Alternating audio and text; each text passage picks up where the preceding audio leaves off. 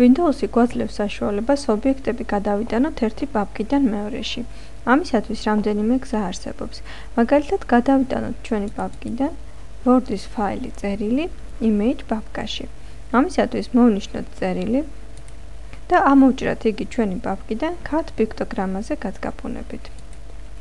შემდეგ გავხსნათ პაპკა, სადაც გვინდა ამ ობიექტის გადატანა, ჩვენ შემთხვევაში image და დავაწყოთ კლავიშას paste, რაც ჩასმას ნიშნავს.